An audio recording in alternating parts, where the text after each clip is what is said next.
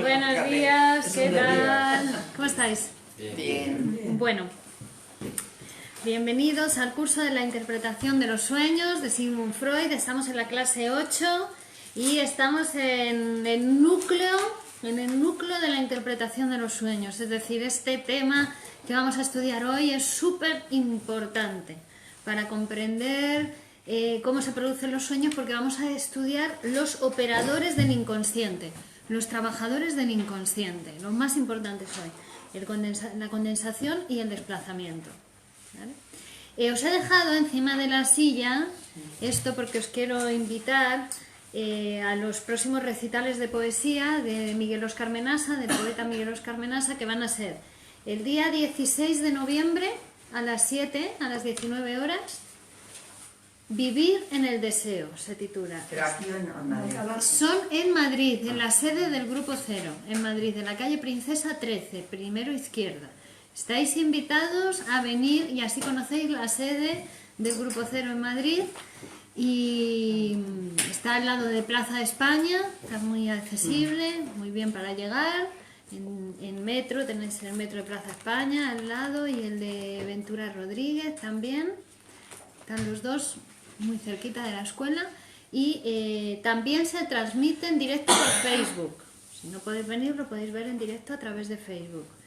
Se emite desde el Facebook de Miguel Óscar Menasa, el perfil de Miguel Óscar Menasa, y lo compartimos, yo lo comparto en mi Facebook y toda la gente va compartiendo en su Facebook. Si todavía no sois amigos ni de perfil ni del Facebook de Miguel Óscar Menasa o del mío, pues os podéis hacer amigos. Y así tenéis acceso a los vídeos que vamos compartiendo.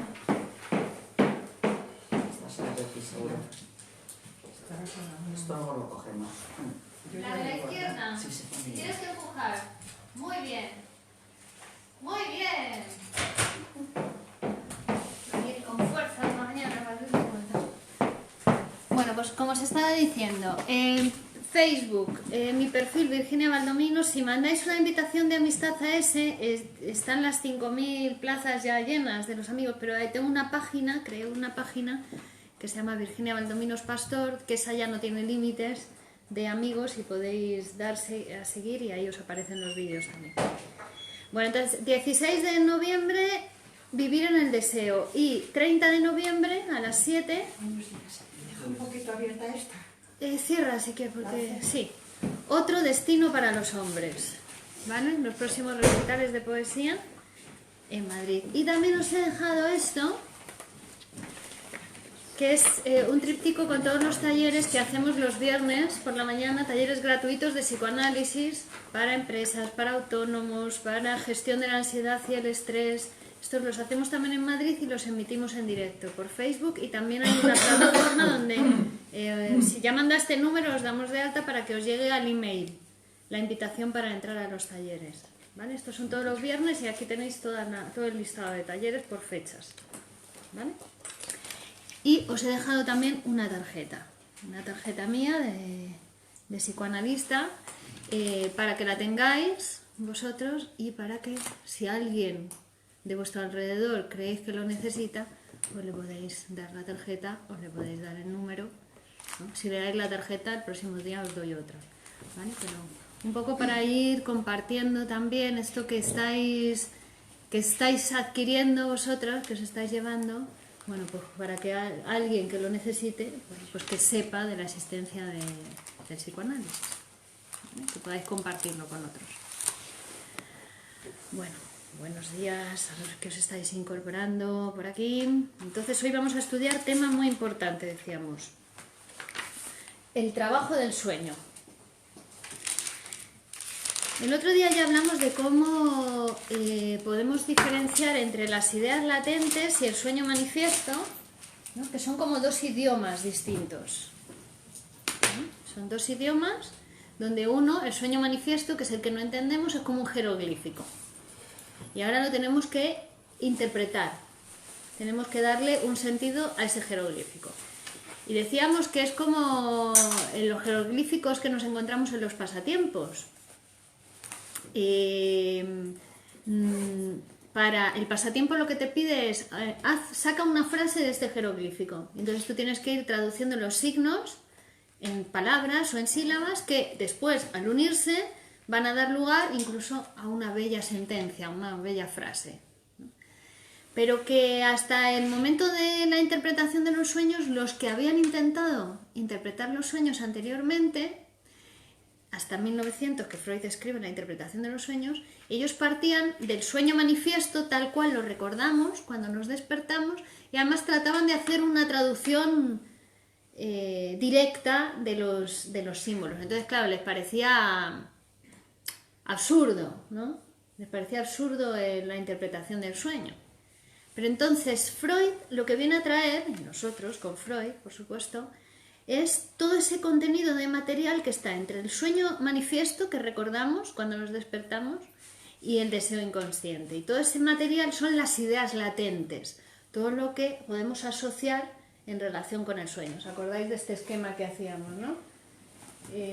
Partimos del sueño manifiesto, le vamos a pedir al soñante que asocie libremente, que diga todo lo que se le ocurre, esas son las ideas latentes, para llegar a interpretar el deseo inconsciente que dio lugar al sueño, ¿vale? Porque el trabajo del sueño va desde el deseo inconsciente, que es inconsciente, no sabemos nada de él, va a hacer una serie de procesos de condensación, de desplazamiento, va a haber un trabajo inconsciente psíquico mientras dormimos, hay un trabajo de nuestro aparato psíquico que da lugar al sueño manifiesto, al sueño que recordamos cuando nos despertamos, ¿vale? Este ya es un producto de un trabajo inconsciente, ¿vale?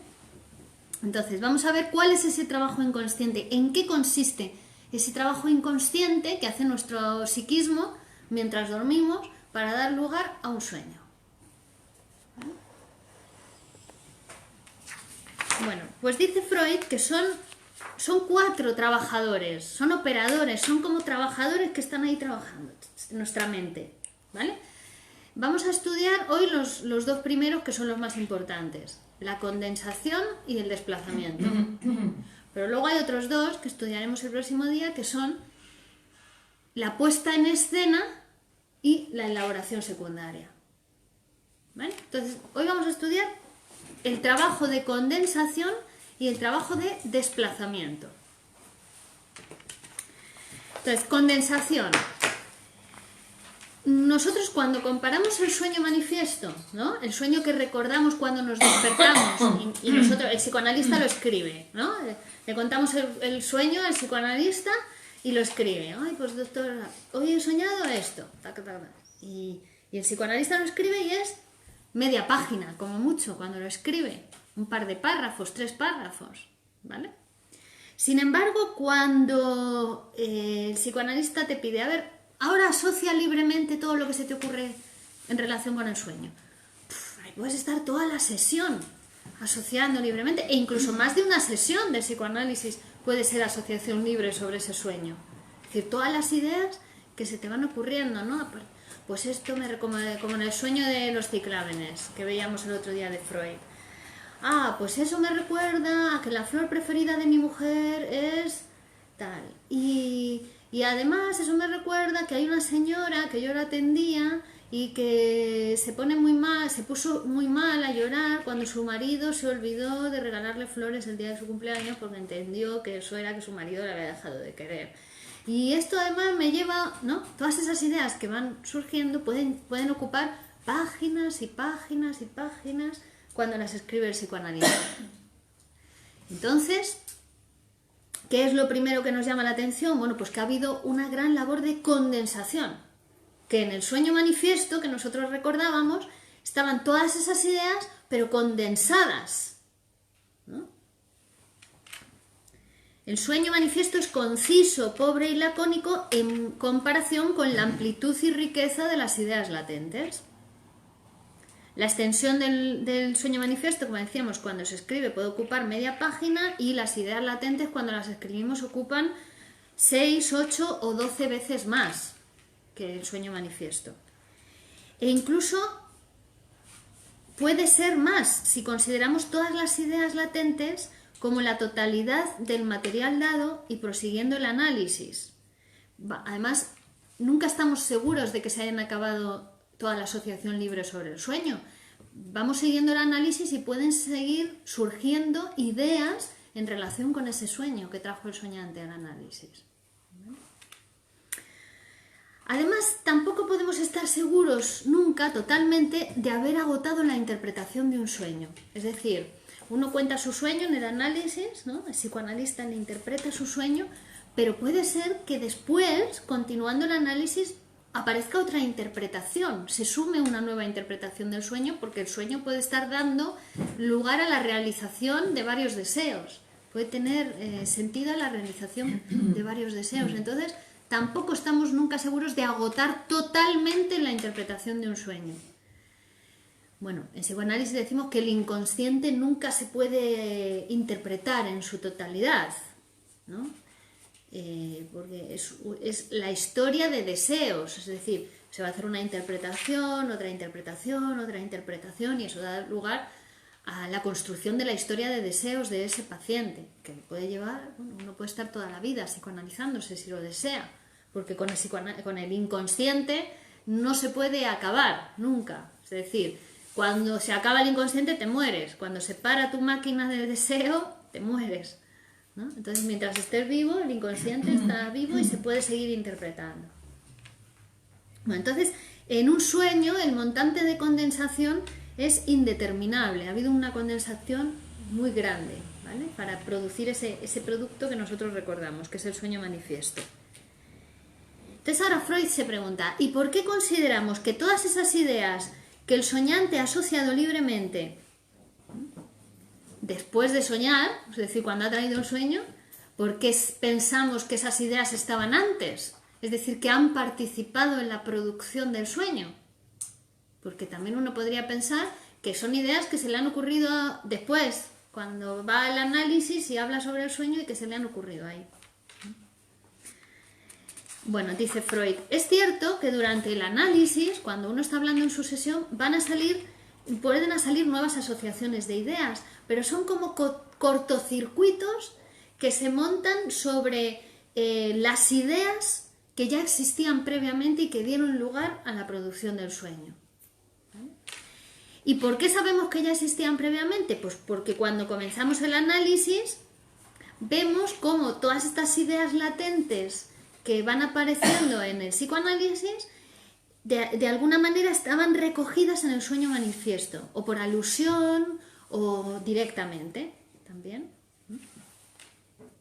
Cuando seguimos esa cadena de pensamientos que en principio parece que no tienen ningún tipo de conexión con el sueño, que se alejan y que no tienen que ver, si seguimos esa cadena de pensamientos vamos a llegar a esa idea que estaba escondida detrás de todas las anteriores y que sí que tiene relación directa con el sueño manifiesto. Entonces, ¿cómo diferencias entre las que sí son ideas latentes y las que son cortocircuitos, como has dicho? En realidad, cualquier otra conexión que se produzca en la asociación libre está montada sobre esa verdadera conexión de ideas que ya estaban antes del sueño. En ese sentido dice que son cortocircuitos, es decir, que tampoco hay ninguna novedad ni ninguna innovación al hablar, que ya está montado sobre esas conexiones que estaban previas al sueño y que dieron lugar al sueño manifiesto. No se produce nada nuevo en la asociación libre. Es decir, que no hubiéramos llegado a esas ideas que han dado lugar al sueño si no dejamos hablar libremente a la persona, porque están como escondidas, tapadas con una serie de pensamientos que se van encadenando, se van conectando entre sí y que en principio aparentemente no tenían que ver con el sueño, pero aparentemente porque tenían una función, que era esconder esa idea que sí que tenía que ver directamente con el sueño, ¿vale? Es como un árbol. Bueno, Freud dice ahora, nos va a decir, es una fábrica de pensamientos, el psiquismo, es una fábrica de pensamientos, es como una labor de hilandería, ¿no? Están todos los hilos conectados, ¿no? Trae una frase, a ver si la encuentro, que es de Goethe, es buenísima.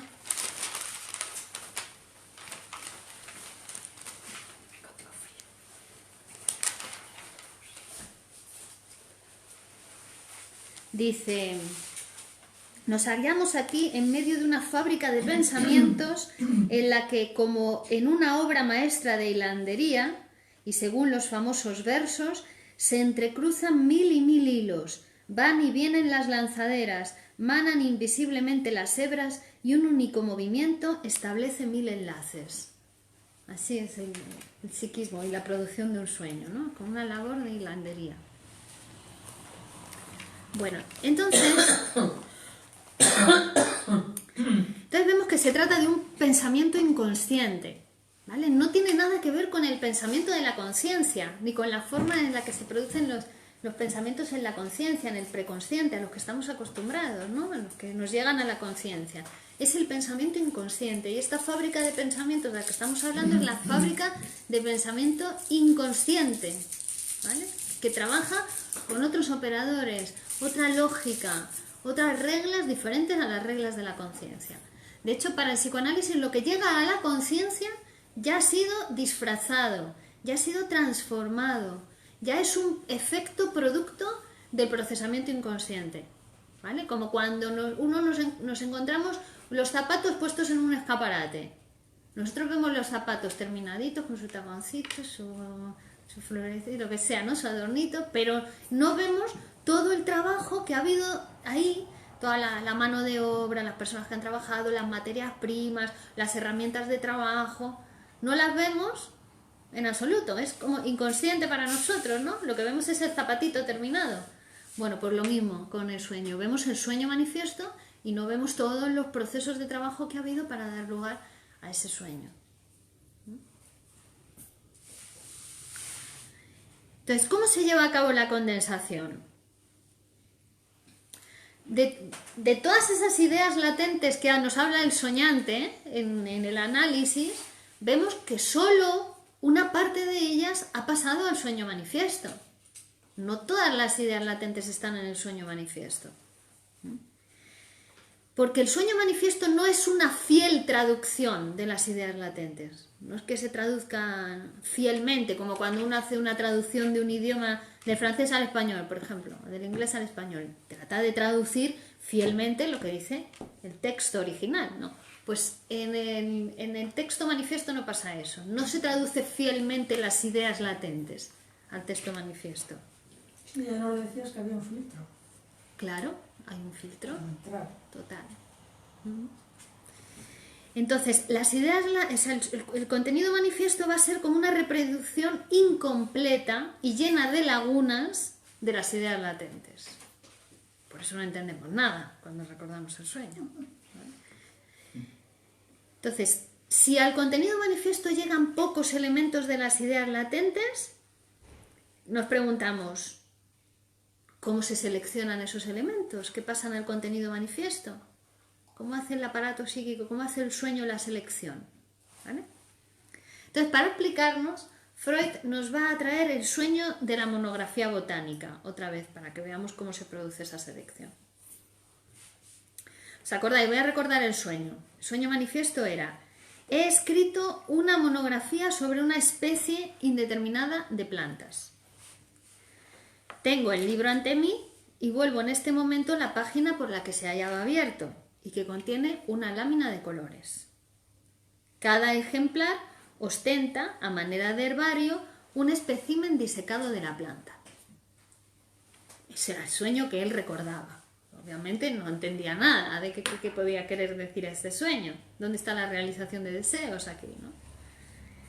Entonces, cuando se pone a analizarlo, se da cuenta que el elemento del sueño más importante, que tiene más peso, es monografía botánica. ¿Vale? Y este elemento procede de impresiones del día del sueño. Porque él dice, lo primero que se le ocurre es que he pasado por un escaparate donde he visto una monografía de los ciclámenes. Entonces, en el contenido manifiesto se había omitido ciclamen. Es decir, el contenido manifiesto es, repito, he escrito una monografía sobre una especie indeterminada. Tengo el libro ante mí y vuelvo en este momento la página por la que se hallaba abierto y contiene una lámina de colores. Cada ejemplar ostenta a manera de herbario un espécimen disecado de la planta. Entonces, lo que ha pasado de la idea, cuando él asocia libremente idea latente, dice, he visto una monografía sobre los ciclámenes en un escaparate, ¿no? Entonces, ha pasado al contenido manifiesto monografía. La palabra monografía, ¿no? Sin embargo, se omite ciclámenes. Eso no ha pasado al contenido manifiesto, solo ha pasado a monografía. ¿Vale? Y entonces él, cuando sigue hablando, va a aparecer la relación con la botánica.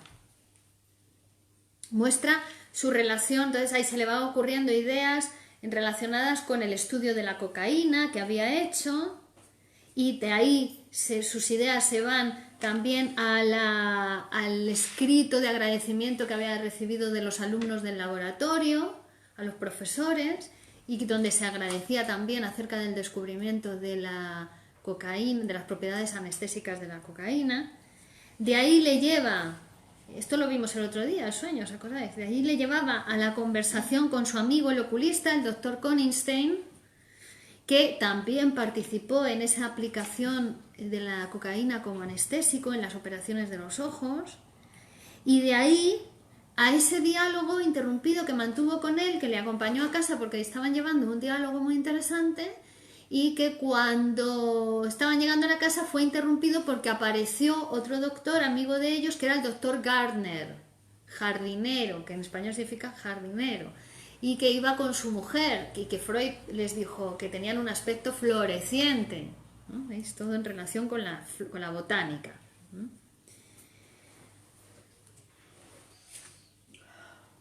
Vale, también eso le llevaba al pensamiento de las intervenciones entre colegas médicos y el pago entre los colegas, ¿vale? Y esa conversación con Konigstein fue el verdadero estímulo del sueño, porque acordaos que decíamos, hay un estímulo del día anterior que es irrelevante, que fue, he visto en un escaparate una monografía sobre los ciclámenes, pero hay un estímulo del día anterior, del día del sueño, que es importante, porque ha despertado en el soñante toda una serie de pensamientos o de fantasías o de recuerdos. En este caso, en el caso de este sueño, fue esa conversación con Konigstein, con el oculista, el que despertó en Freud toda una serie de recuerdos, ¿vale? Porque en esa conversación iban hablando se le iba diciendo a Freud de lo apasionado que era con las cosas que le gustaban, ¿no? Entonces, el elemento monografía botánica va a aparecer como elemento común intermedio entre ambos sucesos del día, el indiferente y el importante, que están conectados por una amplísima red de asociaciones de ideas. Están alejados, pero están conectados entre sí, esos dos sucesos del día inmediatamente anterior al sueño.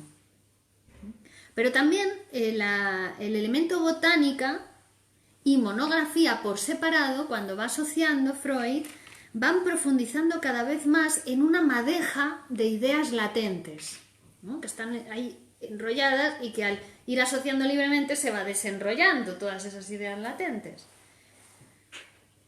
¿vale? Por ejemplo, el elemento botánica lo llevó a asociar con el profesor Gardner, con su floreciente mujer, con la paciente Flora y con la mujer que lloraba cuando su marido se olvidó de regalarle las flores.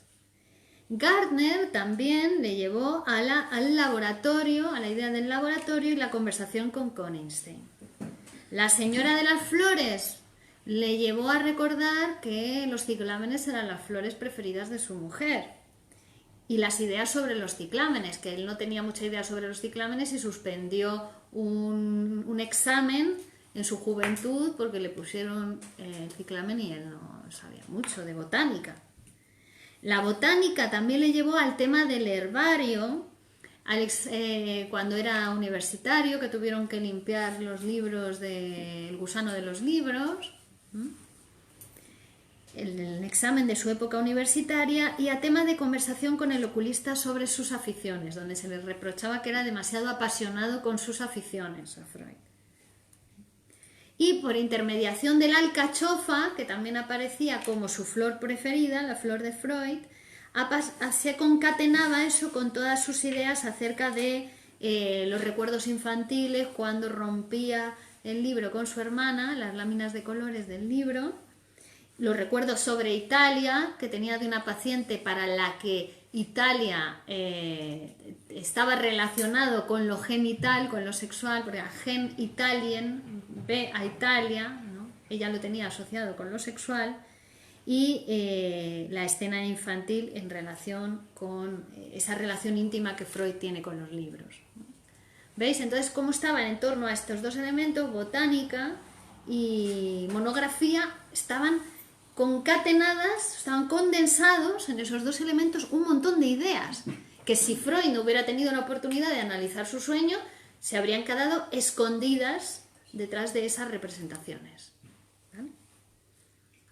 Es decir, Freud dice, botánica es un foco de convergencia en el que se reúnen para el sueño numerosas series de ideas. Nos hallamos ante una fábrica de pensamientos, no sé, dice aquí, ¿no? Que es comparable a una obra maestra de hilandería. Como si en el bordado, claro, están condensados todos esos hilos, ¿no? Pespuntes, hilos que a su vez se conectan con otros hilos y aparecen ahí finalmente en ese elemento en que se han condensado, en este caso en botánica.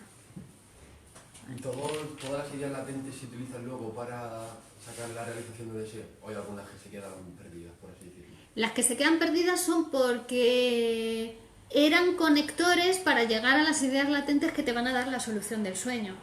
No es que se queden perdidas, es que ya hicieron su función, ¿no? De permitirte llegar a las ideas que te van a dar la clave para resolver el sueño. Entonces, todas las ideas latentes son necesarias, son útiles, porque si esas no las hubieras considerado, es decir, si el psicoanalista no escucha al psicoanalizando como que todo lo que diga es importante, se pierde, claro, no puede llegar a la solución del sueño, ¿no? ¿Ves? Esos son los prejuicios que se tienen habitualmente, que el propio soñante, cuando se psicoanaliza, por eso se le dice, aplique usted la técnica, que es no juzgue nada de lo que pase por su cabeza y dígalo en voz alta, porque si ya uno juzga y censura, esto no es importante, esto es una tontería, ¿para qué voy a decir esto?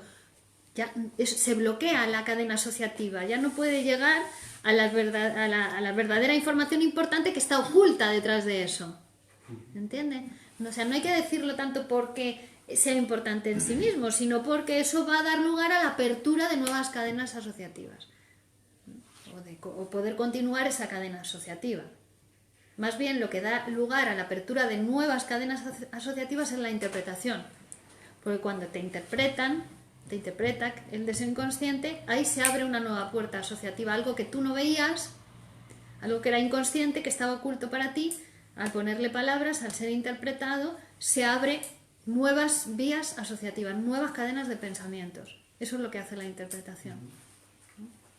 Abre puertas. Bueno, entonces, la conclusión del ejemplo que hemos visto de monografía botánica. Entonces, los elementos monografía y botánica han sido acogidos en el contenido manifiesto. Han pasado al contenido manifiesto por ser los que presentan más número de contactos con la mayoría de las ideas latentes. ¿Vale? Es decir, son puntos de convergencia en los que se van a reunir, van a confluir, van a desembocar muchas ideas latentes. Esos son los elementos que pasan al contenido manifiesto. ¿Vale?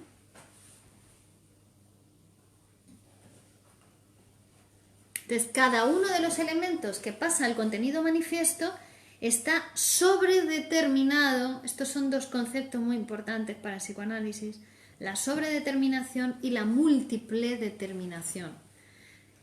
Todo está sobredeterminado por lo inconsciente, lo que pasa al contenido manifiesto. Incluso las ideas latentes están producidas por el deseo inconsciente.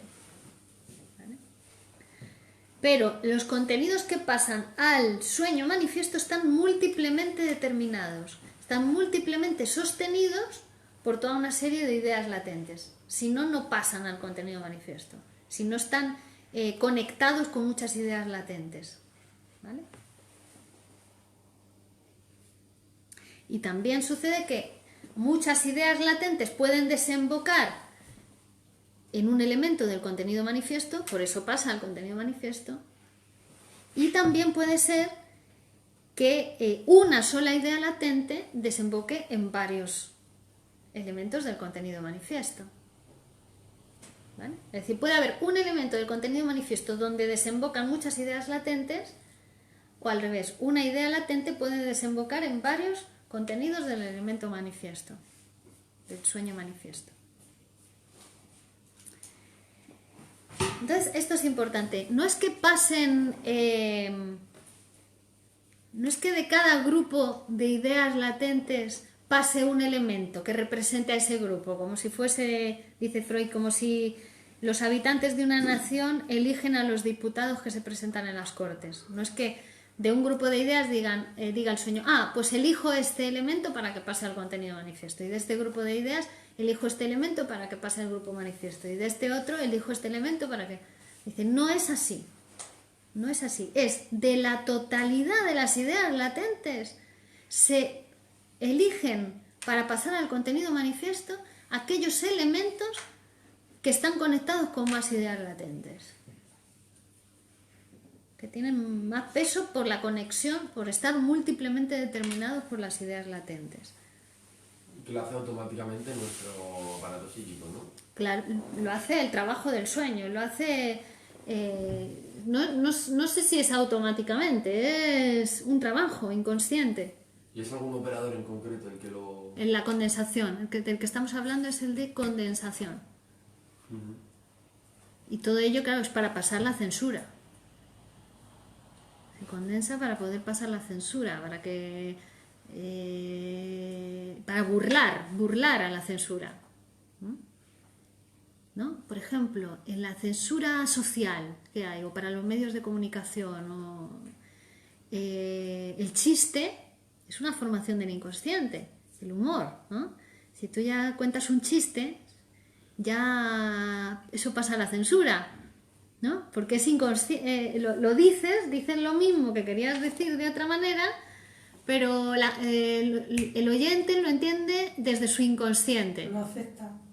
Lo acepta, se ríe, se levanta la represión un momentito y después vuelve a caer la represión. Es lo que tiene el chiste, que tú no te enteras de nada, te ríes, eres cómplice de eso, digamos, pero sin enterarte de nada. Y eso ha pasado... El otro ya intentó dar el zasca. Claro.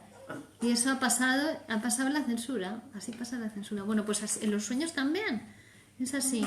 Con la condensación escoges una serie de elementos que son los que están más múltiplemente determinados por las ideas latentes. El sueño, no es que lo hagas tú voluntariamente, tu aparato psíquico lo escoge para que pase al contenido manifiesto y tú no te enteras de nada.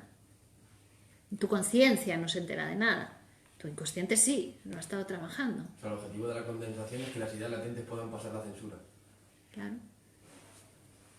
Sí, todos los operadores que vamos a ver, su objetivo es trabajar para producir un sueño. Y un sueño es, el que recordamos, es el sueño que ha sido permitido por nuestra censura. Por eso no entendemos nada, por eso está disfrazado, por eso está deformado, para que sea más potable para la conciencia. Cuando hay mucha censura, ni siquiera lo recordamos, el sueño.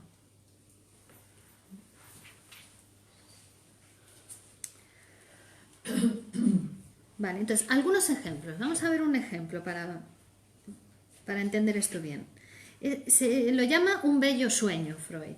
Y es el sueño de un paciente enfermo de claustrofobia.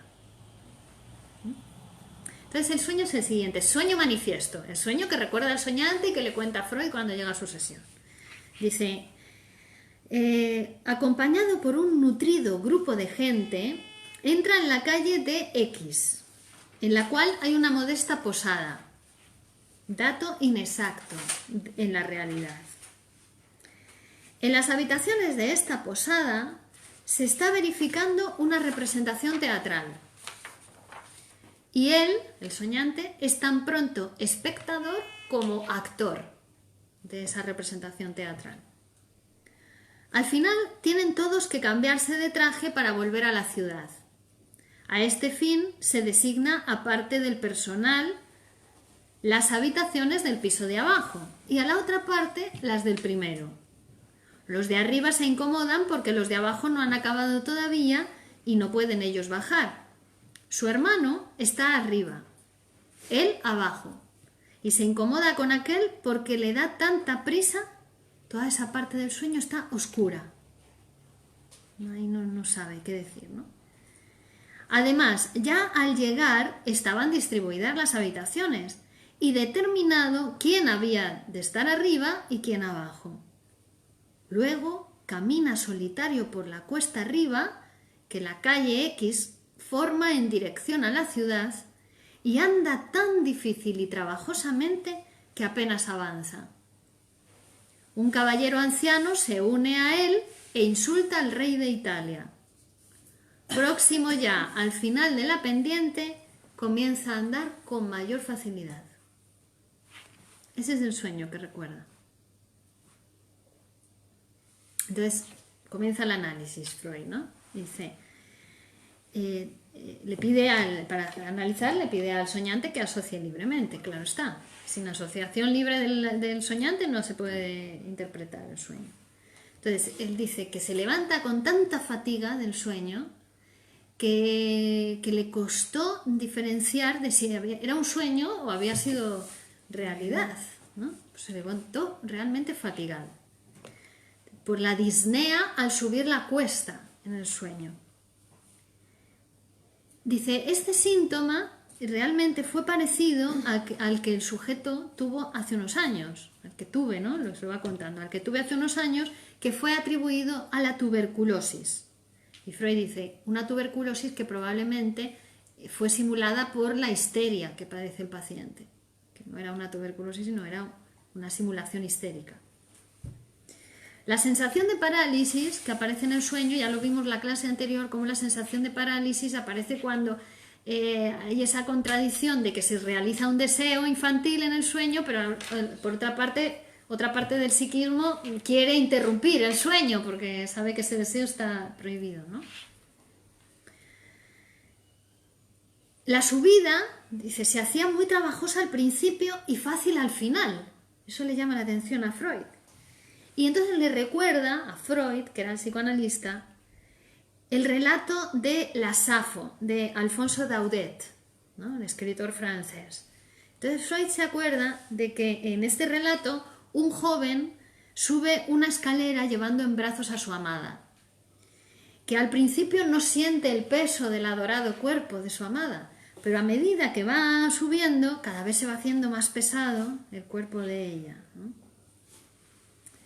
Entonces se lo dice al paciente, mira, eso me recuerda a esta obra de Daudet donde pasa esto. Y ahí el paciente se acuerda de otra cosa, le sirve para seguir su asociación libre y le dice, sí, pues eso me recuerda a la obra de teatro que vi anoche, que se llama En derredor de Viena, que representaba la vida de una muchacha de origen humilde que, lanzada a la vida galante, subía a capas más altas de la sociedad por la relación que tenía con hombres aristócratas, pero que acababa descendiendo cada vez más bajo.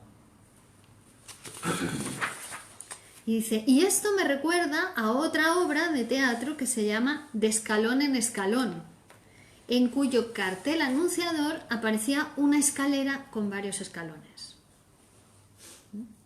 Y la interpretación del sueño continúa de la manera siguiente. En la calle X había vivido yo con una actriz, ¿no?, con la que he mantenido relaciones últimamente.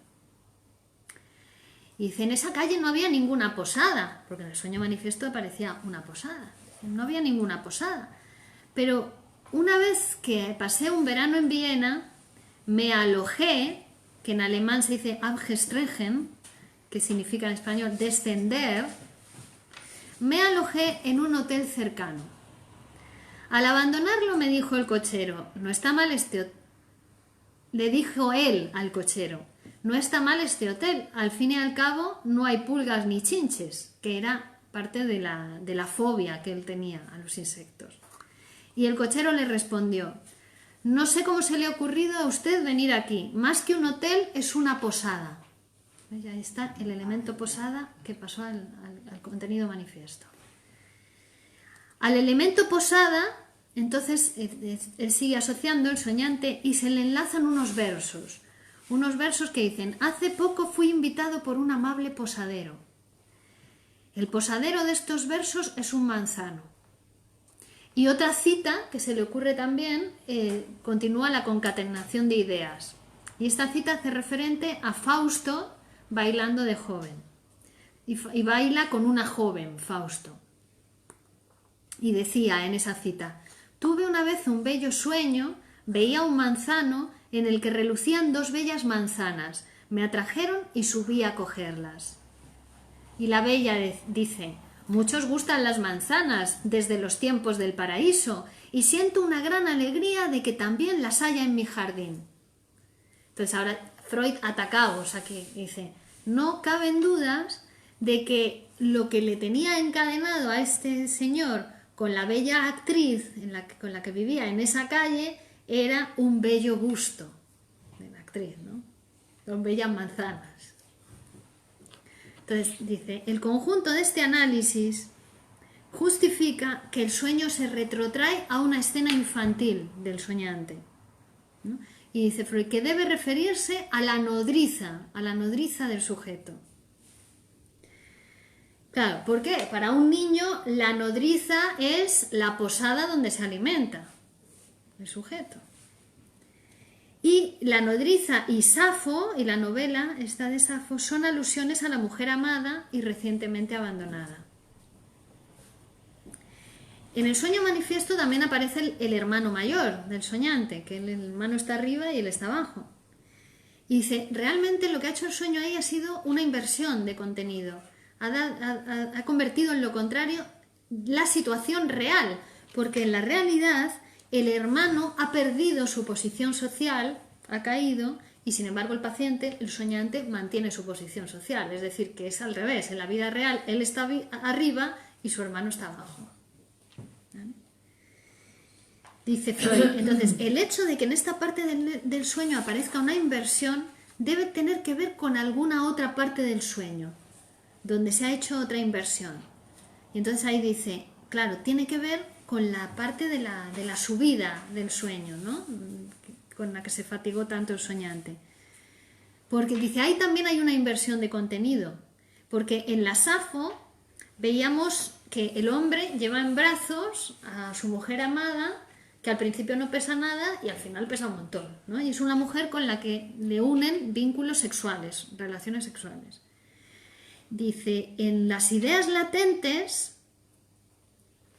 es una mujer la que lleva en brazos al hombre y esta no puede ser sino la nodriza del soñante. Vuelve de nuevo a esa impresión infantil de la infancia con su nodriza. Porque ¿quién si no va a llevar en brazos a un hombre, ¿no? Es una mujer la que lleva a un hombre y no se fatiga. Dice, solamente puede ser la nodriza que lleva en brazos al niño, a la criatura. Y para la que la crianza del pequeño va siendo cada vez una carga mayor. Al principio no pesa, pero luego va pesando cada vez más. Personas ocupadas arriba y abajo se refieren a fantasías de contenido sexual que ocupaban la imaginación del sujeto y que son impulsos sexuales reprimidos que tienen que ver con su neurosis, con su claustrofobia, la que padece actualmente. El hermano es el representante incluido en la escena infantil por un fantasear retrospectivo de todos los competidores amorosos posteriores. Y el episodio del caballero que insulta al rey de Italia se relaciona con un suceso reciente, pero indiferente, con el acceso de personas de baja extracción a círculos elevados de la sociedad. ¿Sabéis cómo ha hecho el sueño para llevar al contenido manifiesto de toda esa serie de ideas que en principio no parecían tener relación con un deseo sexual infantil y reprimido, pero que después de la interpretación vemos cómo tiene relación con ese deseo de la infancia, ¿no? Y que tenía que ver con el niño y la nodriza, y su nodriza, la persona que lo alimentó, que lo dio de mamar. Nos trae Freud es un capítulo muy amplio donde trae muchos ejemplos que podéis leer. Os invito a que los leáis porque son maravillosos todos ellos. ¿Qué capítulo es? Es el capítulo de la elaboración onírica, está traducido, es el trabajo del sueño. Elaboración onírica, trabajo del sueño. Y estamos viendo el capítulo de condensación y desplazamiento. A ver cómo es de hora. 47. Bueno, nos va a traer también el sueño de Irma. Perdón. El sueño de Irma...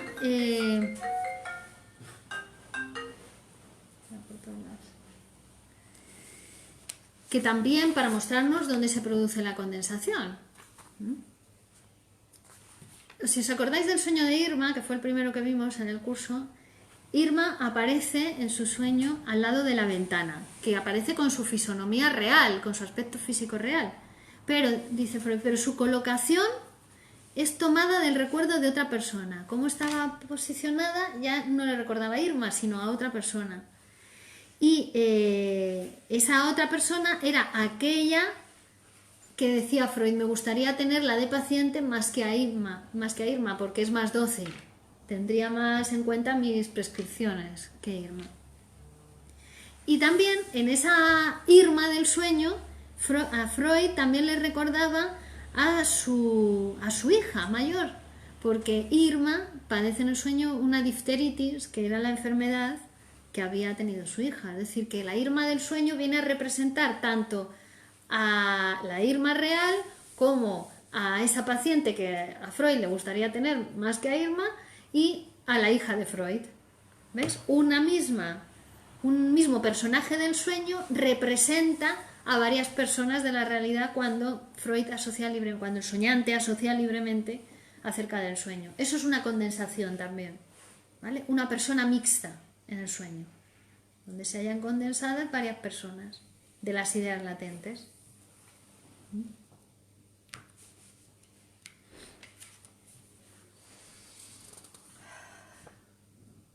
Igualmente, cuando, por ejemplo, Irma dice, le cuesta abrir la boca, ¿no? En el sueño le quiero explorar, pero a ella le cuesta abrir la boca.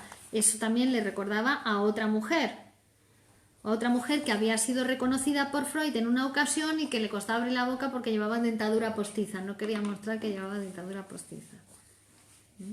Y en las alteraciones patológicas que le encuentra en la garganta en el sueño también encontramos alusiones a otra serie de personas en las ideas latentes.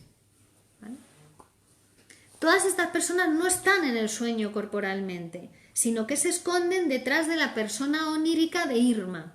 Están escondidas, representadas en el sueño manifiesto por Irma.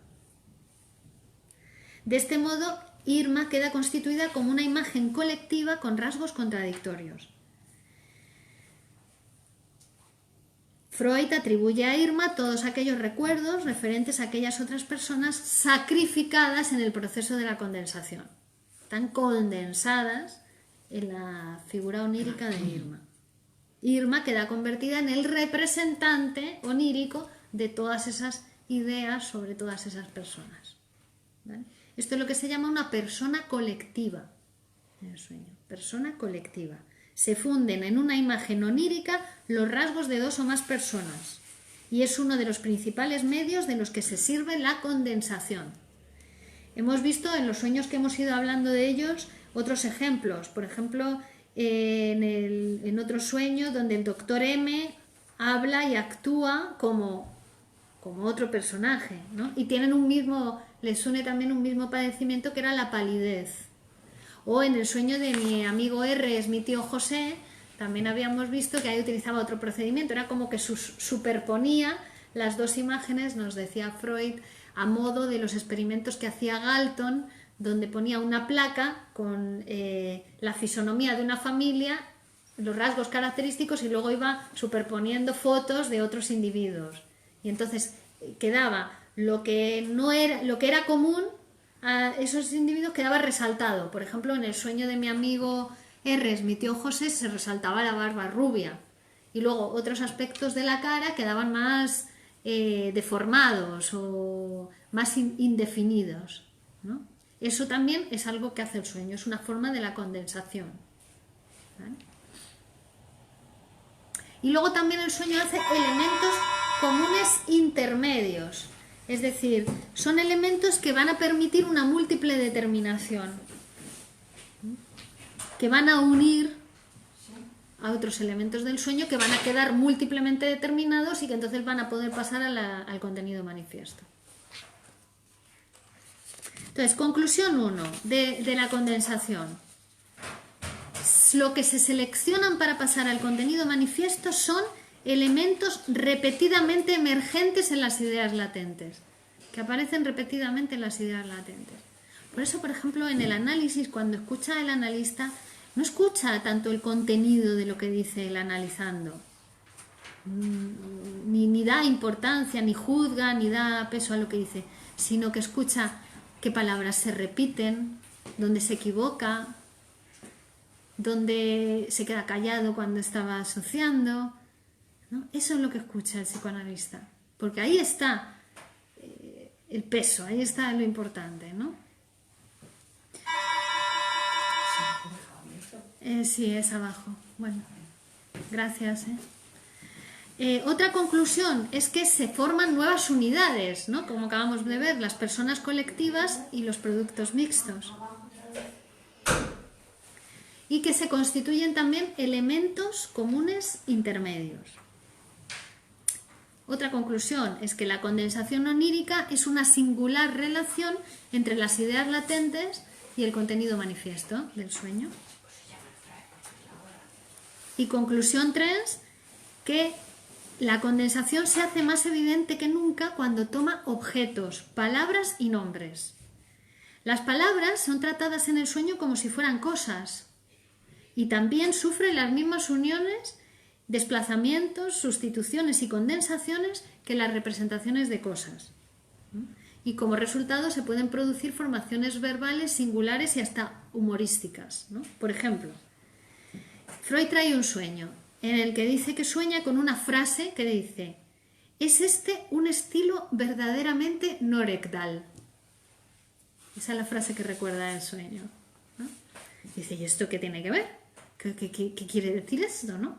Entonces recuerda que el día anterior ha tenido una conversación con un amigo porque el amigo le había remitido un trabajo que había hecho sobre un descubrimiento fisiológico y a Freud le parecía que estaba todo como muy exagerado, que le daba mucho valor a ese descubrimiento y que no era para tanto, que lo definía en términos muy ampulosos, ¿no?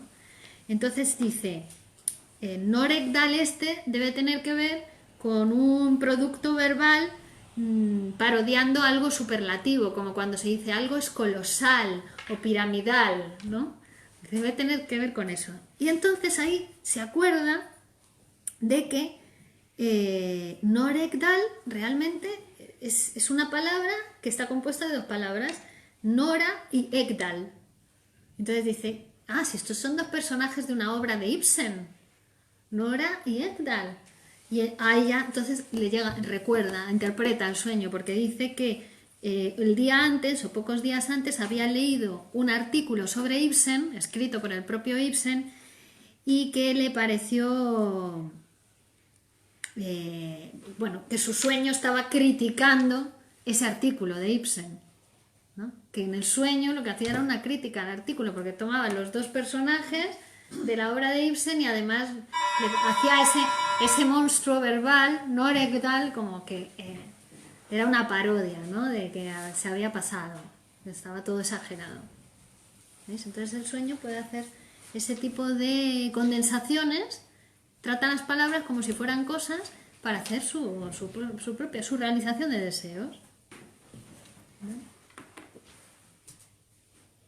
Bueno, y en estos 5 minutos que quedan vamos a hablar del desplazamiento, que es el siguiente. Hasta ahora hemos hablado de la condensación, ¿vale? Ahora vamos a hablar del desplazamiento, que es el otro operador del inconsciente más importante y que el próximo día, si no, continuamos sobre él.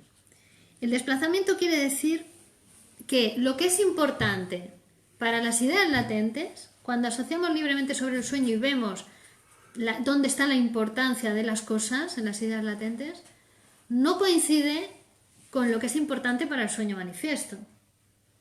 Es decir, en el sueño manifiesto puede dar mucha importancia a un elemento y después ese elemento no tiene ninguna importancia cuando asociamos libremente en las ideas latentes. O al revés, vemos que en las ideas latentes está puesta toda la importancia en torno a ciertos elementos que no han quedado representados en el sueño manifiesto, no han pasado al sueño manifiesto. Esto es lo que se llama el desplazamiento.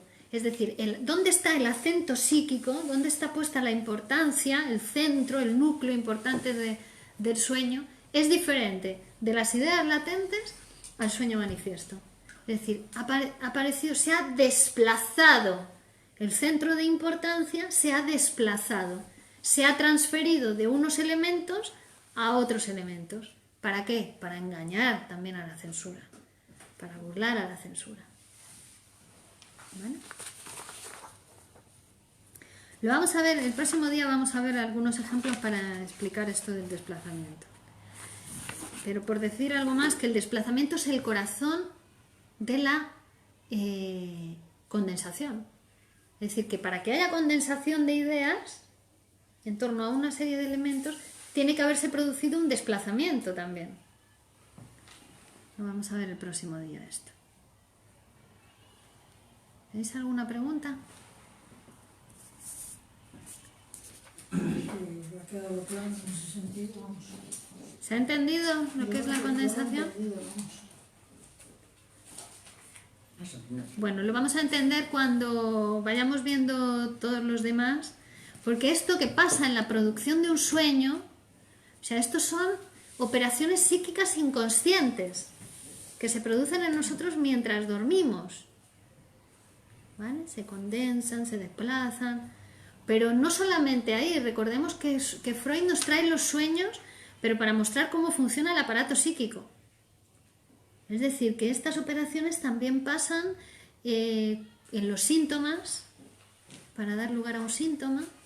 Porque a veces, perdona, los recuerdas fenomenal y con mucha claridad y otras son como, no sé, algo he soñado, pero de repente no sé, como muy raro. ¿Qué diferencia hay entre eso? Ninguna. ¿El inconsciente nuestro que Ninguna. está distinto o cómo? No, no hay ninguna diferencia. No. En los dos hay realización de deseos después de ser interpretados y en los dos hubo condensación y desplazamiento. Aunque parezca uno que está clarísimo y hasta que casi que lo entiendes, y ahí también hubo condensación y desplazamiento, ahí también hubo disfraz. Hay que interpretarlo porque está disfrazado, ¿no? Por ejemplo, los sueños estos que hemos visto de la señora que soñaba que se moría su sobrino, estaba todo clarísimo, ¿no? Pero sin embargo vemos que después de interpretar el sueño, el deseo que se realizaba no tenía nada que ver con la muerte de su sobrino, sino que era otro. ¿El estado físico también puede influir en eso?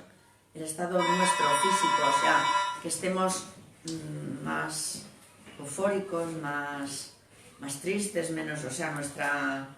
Es que no sé cómo te explicártelo, pero...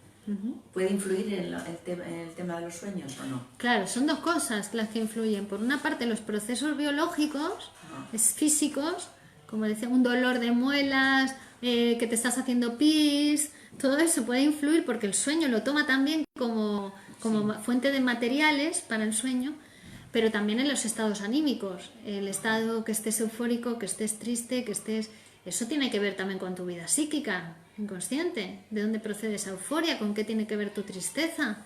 El sueño te habla de eso. El sueño, después de interpretarlo, nos permite ver con qué tiene que ver esa tristeza o esa euforia. Y el dolor de muelas y el mearse y tal sí que pues son huellas anémicas, pero la euforia y tal también serían huellas anémicas. El dolor de muelas y el hacerse pis es tomado por el sueño para no despertarse, para que el soñante no se despierte, es tomado por el sueño como material y puede ser incluido en el sueño, ¿no? O la sed, como hemos visto algunos ejemplos.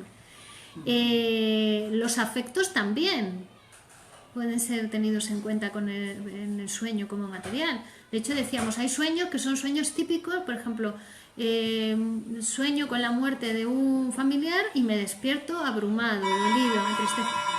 No te preocupes, ahora ya sí puedo aprender. Me despierto dolido, entristecido, ¿no? Eso significa una cosa. Y si sueño con la muerte de un familiar pero no siento tristeza, es otra cosa. ¿Ves? O sea que el afecto también es importante, porque vamos a ver, ahora cuando veamos el desplazamiento, que los afectos son los que se desplazan, que se puede reprimir una representación, pero el afecto no. Entonces el afecto busca otra representación más potable para la conciencia, más permitida por la conciencia para asociarse a ella, y entonces eso es lo que pasa a la conciencia. O sea, el afecto siempre va a pasar en tus sueños, siempre va a estar en el Pero no.